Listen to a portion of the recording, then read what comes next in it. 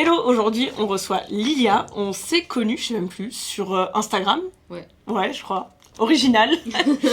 Du coup, sa spécialité, c'est vraiment le storytelling et le marketing de bijoux de créateurs. Donc on va parler bijoux, création, luxe, newsletter, pop-up.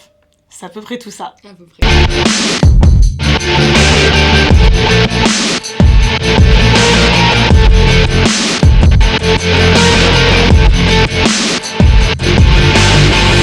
Super. Je voulais savoir quel c'était ton parcours, tes études et comment t'en étais arrivé à cette spécialité. Moi, je suis un peu un ovni dans le luxe parce que j'ai eu un parcours un peu comme ça. J'ai commencé par une licence Sciences Po et lettres. Ok. Donc j'ai fait 3 ans comme ça. Et en fait, je suis partie en échange pendant 1 an en Amérique latine. Et c'est là-bas que j'ai découvert, disons, je me suis découvert une passion pour l'artisanat d'art, déjà. D'accord, donc eux, ils ont une grosse culture autour de ça. Ouais, surtout Ok. au Mexique. Au Mexique, il y a une grosse culture, ouais, de l'artisanat d'art, à la fois les bijoux, mais aussi évidemment le textile, etc. Les objets pour la maison. Et ils font des choses magnifiques, quoi. Et du coup, quand je suis allée là-bas, déjà, je suis tombée amoureuse du pays. Et puis, j'ai découvert la joaillerie là-bas. Enfin, disons plutôt l'artisanat, la bijouterie. D'accord. Et en fait, de fil en aiguille, j'ai commencé à apprendre à faire des bijoux. Et donc rien à voir avec mes études. Et en fait, quand je suis rentrée en France, je devais choisir un master. Et je me suis dit, en fait, j'ai pas envie de travailler dans la diplomatie ou dans les Ok, relations oui, parce que ça internationales. allait vraiment être un métier politique que tu devais faire au Ouais, début. c'est ça. À la base, je D'accord. voulais travailler à l'ONU. Voilà. Ok, rien Donc, à voir. rien à voir. Et du coup, quand je suis rentrée en France, je me suis dit, bon, je suis passionnée de joaillerie.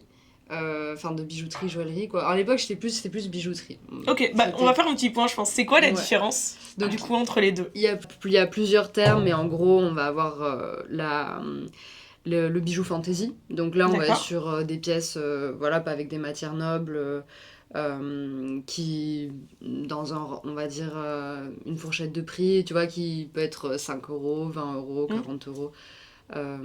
Voilà, après, tu vas avoir le bijou haute fantasy. Donc là, on va être sur des pièces un peu plus élaborées, avec plus de travail.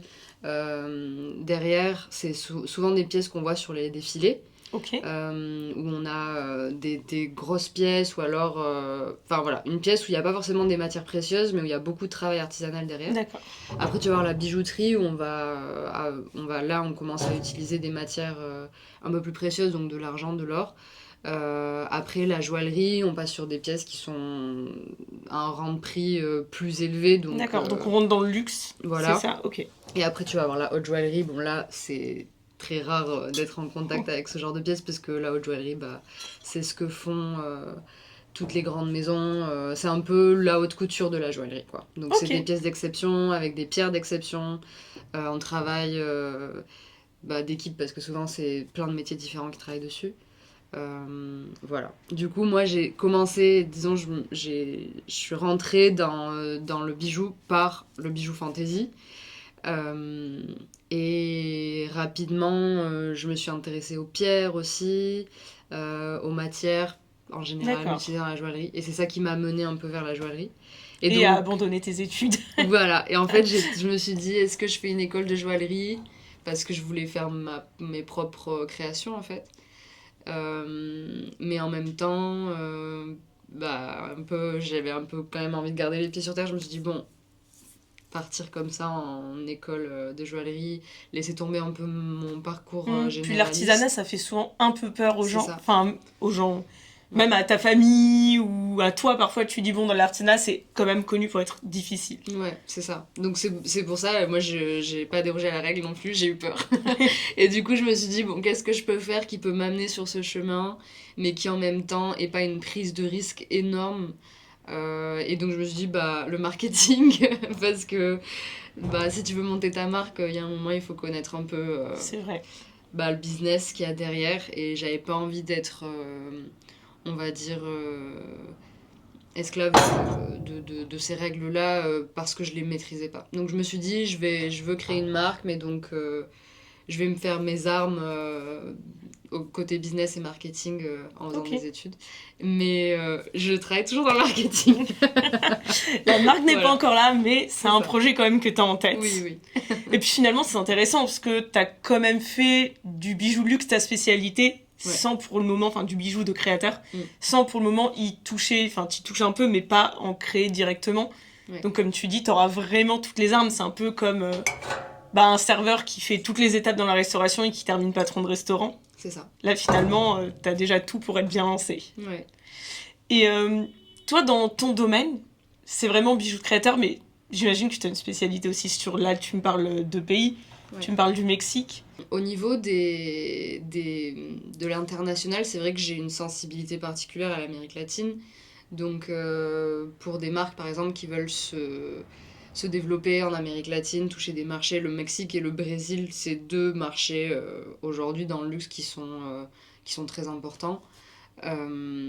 Et c'est vrai que c'est des pays que je connais parce que j'y ai vécu et j'ai gardé un lien très fort avec ces 2 pays. Donc c'est vrai que pour moi, c'est des projets que j'aime beaucoup. Par exemple, si on travaille sur du développement international, toucher une cible latino-américaine... ça me touche beaucoup. Ok, donc c'est un peu ça qui va te différencier des autres dans ton domaine ? Non, je dirais pas que c'est ça c'est un plus que j'ai. Okay. Moi, je pense qui me différencie des autres dans mon domaine, c'est mon parcours en fait atypique, qui est le parcours en lettres et sciences politiques. Oui, parce que tu fais beaucoup de storytelling. Ouais, c'est ça. En fait, moi, ma formation, elle a été beaucoup basée sur l'écriture. On écrit beaucoup quand on est en lettres et en sciences politiques. On écrit beaucoup d'essais, on apprend à penser en fait. On apprend à penser, on apprend à écrire. Et surtout, quand on fait des lettres et des sciences politiques en même temps, on apprend la rhétorique. Oui. Et ça, c'est la base du storytelling. C'est-à-dire de savoir raconter une histoire, de savoir construire un récit, de savoir construire quelque chose qui va accrocher ton lecteur, ton public, ton audience. Donc ça, je pense que c'est ce qui fait ma force aujourd'hui, parce que j'ai eu cette base très solide au niveau de l'écriture, et aujourd'hui c'est ma spécialité en vrai. Moi j'ai 2 activités qui sont dans le même secteur, mais je suis coordinatrice éditoriale et CRM chez Whitebird, qui est une maison de joaillerie de créateurs, donc une multimarque. Donc on a plus de 50 créateurs de joaillerie différents, 3 boutiques à Paris. Et donc moi je suis un peu leur voix depuis plusieurs années maintenant. Ok, oui, je te vois toujours faire des newsletters. Voilà, je fais des newsletters, mais pas que. Toutes les invitations, leurs articles, toutes leurs prises de parole, en fait, c'est moi qui soit qui les écris, soit qui repasse derrière. Oui, tu les retravailles pour que ça soit leur image. C'est ça, donc un peu garante de la voix de Whitebird. Et donc la moitié de la semaine je fais ça, et l'autre moitié de la semaine je travaille avec d'autres marques en indépendante, avec ma propre société. C'est bien, au moins t'as une double casquette. Ouais. Et je pense que ça te donne encore plus de facettes pour quand plus tard t'auras ton propre projet. Oui. Mais finalement tu l'as déjà, parce que t'es déjà indépendante aussi. Oui, c'est ça, c'est qu'il y a ça, mais en fait en travaillant dans le marketing, je me suis aussi découvert cette passion qui est de donner une voix aux créateurs. Et je pense que ça, tu sais, parce que tu travailles aussi là-dedans, pas forcément dans le bijou de créateur, mais pour moi, ça a été ma spécialité, quoi. Mais je pense que tu vois ce que je veux dire de... Oui, ils ont du mal souvent à poser les mots sur ce qu'ils font. C'est ça. Et sur leurs forces. Ouais, exactement. Et en fait, tu vois des personnes, des artistes, en fait, pour moi, c'est des artistes qui ont un talent immense, qui font des pièces magnifiques, qui ont énormément de savoir-faire, mais qui vont pas avoir forcément les clés pour parler de leur travail, et en fait qui sont invisibles, du coup, souvent. Pas souvent, mais ça peut arriver. Oui, en tout cas, ils ont une visibilité qui est très limitée et qui s'arrête à leur connaissance, on va dire. Ouais, c'est ça. Parce que, ils n'arrivent pas à... Eux, leur métier, c'est pas de se mettre en avant, c'est pas... Et donc, moi, j'ai trouvé cette passion aussi d'utiliser les mots. J'ai toujours aimé écrire, j'ai toujours aimé les mots, quoi. Okay. Et donc, j'ai trouvé cette passion aussi en dehors de faire des bijoux, parce que j'en fais aussi, de mettre des mots sur le travail des autres. Et j'aime bien le faire aussi avec d'autres artistes. Moi, je suis spécialisée dans le bijou de créateur, mais j'ai déjà fait aussi avec des artistes, etc. Où vraiment, je me dis, t'as un talent énorme. Il faut qu'on mette des mots dessus, il faut qu'on en parle. Ouais, que t'arrives qu'ils arrivent à le retranscrire de la meilleure manière. Ouais, c'est ça. Très intéressant. Voilà. Et pour revenir un peu aux bijoux en eux-mêmes, est-ce que quand tu as ta clientèle, est-ce que tu vas choisir un certain type de bijoux? T'as des préférences? Qu'est-ce qui va faire pour toi la valeur du projet que tu vas porter? Par rapport à mes goûts ou par rapport à tes goûts, pour le coup? Alors, moi, c'est un peu particulier parce que je pense que les bijoux que j'aime sont pas les mêmes bijoux que j'aime porter. C'est marrant, on en avait déjà un peu parlé pendant le shooting qu'on avait fait ensemble. Ouais. C'est que j'ai des marques que je vais adorer, mais par contre, que je vais trouver sublimes. En fait, comme, pour moi, c'est ça que j'aime dans la joaillerie de créateur. C'est pour ça que, vraiment... Tout à l'heure, on parlait des définitions un peu des termes. En fait, la joaillerie de créateur... Il n'y a pas de définition là pour le coup, genre arrêtez quoi. Mais moi, ce que j'adore dans la joaillerie de créateur, c'est que pour moi, c'est des artistes qui ont choisi la joaillerie comme leur moyen d'expression. C'est un peu ça pour moi, la joaillerie de créateur, où en fait il y a une originalité, il y a une recherche constante d'innovation, tant dans le design que dans la technique. D'accord. Et donc moi, je vois le bijou comme une œuvre d'art portable. Comme si moi je suis vraiment d'accord pour le coup. C'est comme si tu prenais, je sais pas, une peinture et que tu pouvais faire un trou dedans et la mettre sur ta tête. Et la mettre sur ta tête, tu vois, c'est vraiment ça. Et donc, c'est pour ça que moi, les bijoux que j'aime porter sont pas forcément les mêmes bijoux que j'aime, parce que je vais avoir les bijoux que j'aime, que j'aime admirer comme des œuvres d'art. Et après, je vais avoir les bijoux que j'aime porter. Donc moi, personnellement, je suis très argent. Alors après, là... Bon, j'ai un peu mixé, mais peut-être que ça changera. Là, par exemple, tout ça, c'est des bijoux. Tous les bijoux que je porte, c'est des bijoux de créateurs avec qui j'ai travaillé. C'est un peu, pour moi, ma manière de me souvenir, donc j'aime bien. C'est trop mignon. Ça, c'est la première marque avec laquelle j'ai travaillé quand je suis rentrée d'Amérique latine. Et c'était un peu ma petite victoire parce que quand j'ai fait tous mes entretiens, au début, j'ai commencé par des alternances. J'étais un peu l'ovni, on ne comprenait pas d'où je venais. Oui, parce que t'avais pas de formation dans le métier et même pas dans le marketing finalement. Absolument pas. Et tu voulais ce métier-là, quoi. Voilà, ma seule arme, c'était vraiment le fait de, c'est comme je disais, la rhétorique. Donc quand j'ai eu ma première alternance dans une maison de joaillerie, c'était chez GEM qui m'a donné ma première chance. GEM, c'est Jewelry Ethically Minded, qui fait de l'or Fairmined et du diamant de laboratoire. Ok. Donc à l'époque, j'étais super, enfin toujours aujourd'hui, hein, mais j'étais super contente de travailler avec eux parce que j'étais très sensible à la cause écologique et environnementale, et du coup j'étais super contente de pouvoir mixer les deux, quoi. Donc ça a été un petit cadeau de la part de la maison à Noël. Donc ça c'est leur cool. Ça s'appelle le petit octogone, c'est de l'or blanc. Après, ça c'est Sophie Simone Design, qui est une marque mexicaine avec qui j'ai travaillé cette année, qui a été un coup de cœur à la fois créatif mais aussi humain. Oui, c'est assez important pour toi de lier les deux, vu que t'es leur voix, il faut forcément que ça se passe bien, j'imagine, en interne. Mais c'est ça que j'adore avec le joaillier de créateur, c'est que souvent, comme c'est des créateurs indépendants, en fait, c'est pas comme les grandes maisons où finalement le créateur original est mort et oui, et puis se passe... Ouais, voilà, t'as pas trop d'équipe, j'imagine, entre toi et la personne. Ça dépend, des fois il y en a. Des fois, ok. Des fois il y en a, mais quand même, en fait, le créateur est très présent. Déjà, il est toujours vivant, souvent. Ça, des fois, quand c'est des maisons qui ont pris un peu plus d'ampleur, etc., ça peut arriver que le créateur soit plus là. Ok. Mais souvent, tu as le contact avec le créateur, et ça qui est génial, c'est que en fait, tu peux parler avec l'artiste, et oui. Voilà. Donc ça, j'adore, et évidemment, pour moi, c'est très important que humainement, ça colle aussi. Forcément, j'imagine que voilà, quand on fait vraiment ce que tu fais, t'as pas trop le choix si t'es leur voix. Ouais. Tu peux pas les détester, ça se ressentirait. Exactement. Donc voilà, ça c'est une marque mexicaine, Sophie Simone Design, avec un petit cœur. C'est un arbre de vie, donc en argent.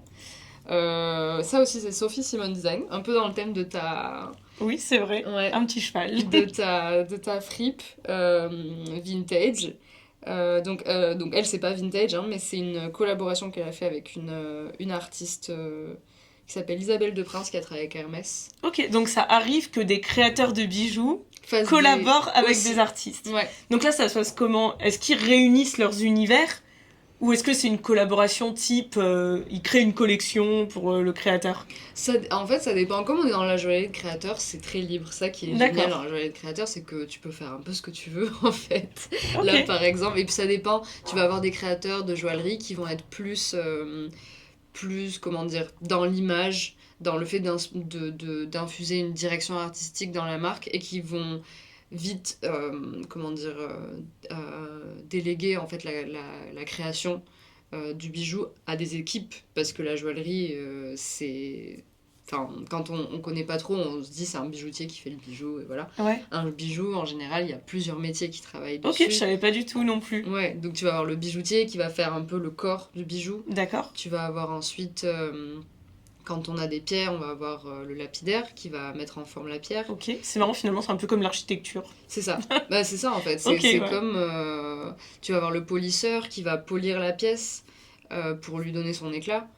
Tu vas avoir le sertisseur qui va sertir la pierre. Okay. Et en fait, c'est dans la joaillerie de créateur, souvent, quand le créateur il est lui-même le joaillier, souvent il a plusieurs casquettes en même temps. D'accord. Mais il peut avoir un format qui est un peu finalement comme un atelier d'artiste. Ouais, c'est ça. Ok. Où en fait, il va avoir son atelier avec ses artisans. Ouais. En général, le créateur, ce que je vois souvent, va dessiner la pièce. Et va peut-être faire les prototypes, et ensuite il va donner les prototypes à son équipe. D'accord. Et travailler main dans la main avec eux. Trop bien. Voilà. Super intéressant. Donc voilà. Après, celle-ci, LH, qui est une marque parisienne, pareil, made in France, des super belles matières, hyper bien sourcées, avec qui je travaille aussi. Ça, c'est ma bague de Pax de Whitebird. C'est une collab avec Inès de la Fressange, c'est leur collection maison, et c'est à peu près tout. Ça c'est un cadeau de Whitebird aussi, ça c'est leur collection maison pareil. Et ça, c'est petit clin d'œil encore aux chevaux, c'est ma montre vintage. Elle est très belle. Ouais, je l'adore. Montre vintage de Montana Silversmith, avec l'inscription de l'association des chevaux américains. Voilà. Super. Les bijoux que j'aime. T'as vu que tu me présentes un peu des pièces, est-ce qu'il y a une pièce qui t'a marqué dans tout ton parcours? Une pièce qui m'a marqué, c'est le premier joaillier que j'ai admiré. C'est celui qui t'a fait rentrer dans ce milieu? Ouais, okay. Qui m'a donné envie de travailler dans la joaillerie, qui m'a passionnée. C'est Wallace Chan. Wallace Chan, c'est un joaillier chinois qui a commencé en faisant des petites statues de Bouddha à la chaîne. En fait, il était passionné de pierre, et il s'est mis à travailler lui-même après son travail dans son atelier pour faire des pièces. Et en fait, il a ce côté que j'adore, qui est de faire des bijoux qui ressemblent à des sculptures, et donc très poétique, avec beaucoup de symbolique. Et après, c'est des pièces grosses. Voilà. Donc, typiquement, genre de pièces que je pense pas que je pourrais porter, sauf si c'était une bague, tu vois, peut-être. Ouais, mais que t'admires quand même. Mais que t'admires, et que juste, limite, tu mettrais dans ton salon comme sculpture, quoi, tu vois. Ah ouais, quand même. Ouais, non, après, c'est des pièces énormes, et aujourd'hui, c'est un joaillier hyper connu, il donne des cours à Harvard et tout ça. D'accord. Et ça a été ma porte d'entrée vers la joaillerie, où je me suis dit, waouh, c'est... Ton coup de cœur. Ouais, ça m'a donné envie de travailler dans la joaillerie. Super. Voilà. Là, tu m'as un peu présenté... Déjà, il y a une différence entre ce que t'aimes porter, ce que t'aimes tout court. Ouais.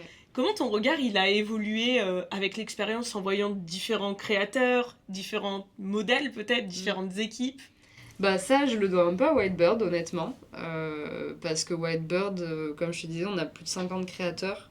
Ouais, donc tu peux voir différentes choses. Donc en fait, j'en vois passer plein, et plein de pièces différentes, surtout, ça qui est fou. Et c'est pour ça que j'adore travailler avec eux aussi, parce que on s'ennuie jamais. On voit tout le temps des pièces différentes passer, on a des arrivages de pièces différentes. C'est là où c'est intéressant pour toi que t'aies 3 casquettes, travailler avec eux, le freelance et créer du bijou. Ouais, exactement.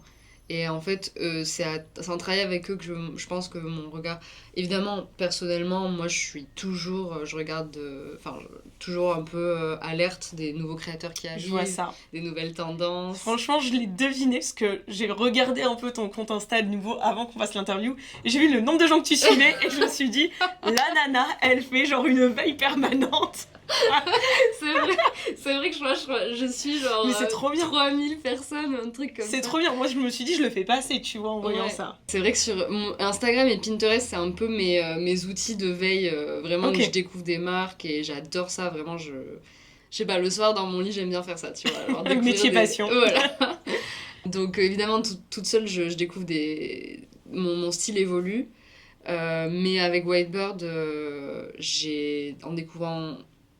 En fait, en entrant plus profondément, parce que par exemple sur Instagram, tu vois, je vais découvrir une marque, mais je vais la découvrir, je vais regarder pendant 10 minutes ses pièces, je vais l'avoir en tête, mais c'est tout. Avec Whitebird, je travaille avec les créateurs sur le long terme, du coup je vois leur style aussi évoluer, je rentre quand même profondément parce que je dois parler d'eux. Donc, oui, dans leur univers de marque. Dans leur univers de marque, des choses auxquelles t'as pas forcément accès quand tu regardes pendant 10 minutes sur une page Instagram.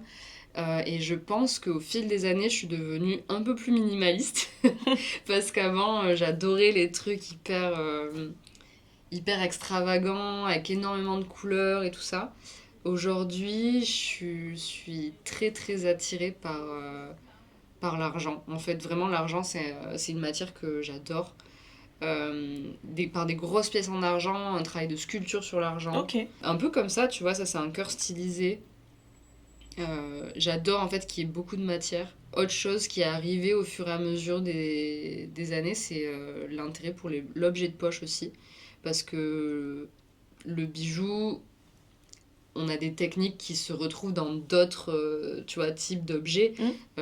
Donc qu'on peut appliquer ensuite justement à l'objet précieux de poche, donc typiquement un porte-briquet, un petit...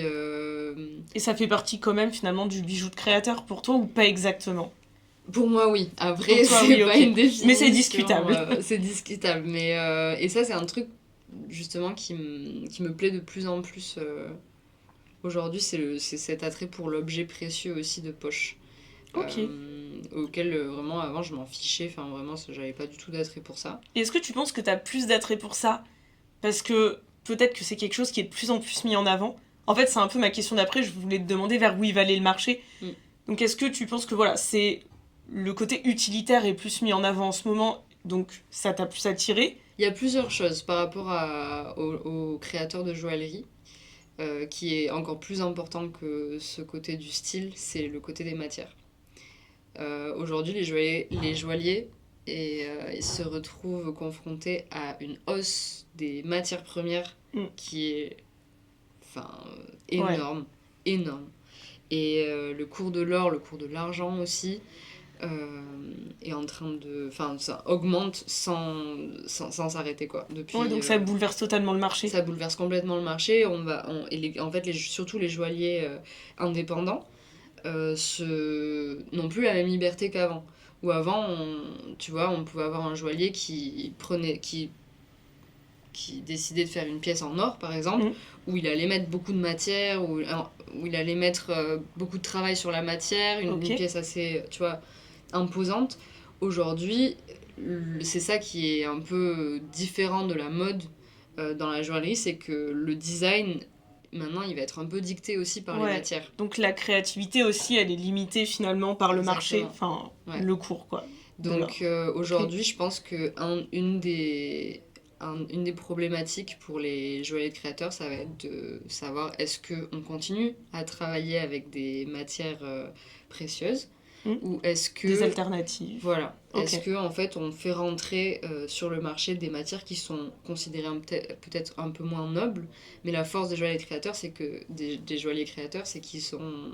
C'est des artistes aussi. Oui, donc finalement, un artiste, quand on le limite, il trouve de l'inspiration parfois. Oui, c'est ça. Donc, il y a ça, et puis il y a surtout... Dans ces bijoux-là, on a certes la valeur de la matière, mais on a aussi la valeur du travail artistique qu'il y a derrière. Et aujourd'hui, pour moi, les créateurs indépendants, c'est quelque chose qu'il va falloir qu'ils mettent de plus en plus en avant. C'est l'histoire qu'il y a derrière le bijou. Oui. C'est le storytelling, voilà. C'est là où tu rentres bien en jeu. C'est ça. Et puis, tout la démarche artistique qu'il y a derrière la pièce, si on doit utiliser des matières un peu moins nobles pour pouvoir rester libre créativement, c'est un peu pour moi la nouvelle problématique. Ouais, la valeur, elle va devoir être ailleurs. Ouais, exactement. Ok, franchement, c'est trop intéressant. Si aujourd'hui, tu rencontrais une marque qui devait se lancer, quel conseil tu lui donnerais ? Je lui dirais de ne pas courir après, quand elle se crée, de ne pas courir de suite après les wholesalers, les revendeurs. Ok. On voit ça beaucoup chez les créateurs indépendants, c'est que ils créent leur marque et ils rêvent d'être vendus chez nous, chez Whitebird, par exemple. D'être diffusés très vite. D'être diffusés chez Whitebird, chez Le Bon Marché, Le printemps. Printemps, oui aussi. On voit souvent Bon Marché, Whitebird. Dans le bijou de créateur, c'est un peu, les deux endroits où ils aimeraient être présentés. Et moi, ce que je leur dirais, c'est avant de courir derrière les wholesalers et de présenter vos pièces, c'est travailler sur votre marque. Et aujourd'hui, surtout avec le coût des matières, on y revient, mais c'est le cœur du métier. C'est que aujourd'hui, les marges, elles vont baisser. Et si en plus tu mets un revendeur dans la boucle, c'est encore plus compliqué de t'y retrouver, donc, j'imagine. Les marges, elles sont en train de baisser avec les revendeurs, etc. Je dis pas que les revendeurs, c'est hyper important, c'est même indispensable à un moment donné dans la croissance de la marque. Mais quand on vient de naître, il faut travailler son identité, il faut travailler sa pièce, il faut travailler son histoire, comment on se présente. Ok, donc se donner une image avant de donner son image aux autres. Exactement. Et c'est en fait parce que aussi les revendeurs, les wholesalers, quand ils font rentrer une marque dans leur sélection, ils veulent que ce soit quand même une marque qui sait déjà qui elle est. Parce qu'on ne peut pas créer son identité ton pour boulot elle. serait beaucoup plus difficile, ouais. C'est même pas difficile, c'est que je pourrais dire ce que je veux, mais peut-être que je vais mentir, en fait. Tu dégraderas peut-être même leur image de marque sans le vouloir, en fait. Oui, c'est ça. Mon conseil pour les créateurs qui viennent de se créer, c'est vraiment de ne pas se précipiter sur le wholesale et d'abord de bien travailler leur marque et leur identité et leur positionnement sur le marché. Et ensuite d'aller voir des wholesalers une fois qu'ils ont cette force-là et qu'ils savent qui ils sont. Voilà. C'est super intéressant. Je pense que c'est des précieux conseils. Voilà. En tout cas, merci pour ton temps. Avec plaisir. Pour cette petite interview. Peut-être qu'on sait jamais, on fera une partie 2. Oui. Pourquoi pas. En tout cas, n'hésitez pas à liker, commenter si vous avez apprécié. Je mettrai tes réseaux sociaux pour que les gens puissent te retrouver s'ils sont intéressés pour travailler avec toi. Et à très vite et à bientôt. Au revoir.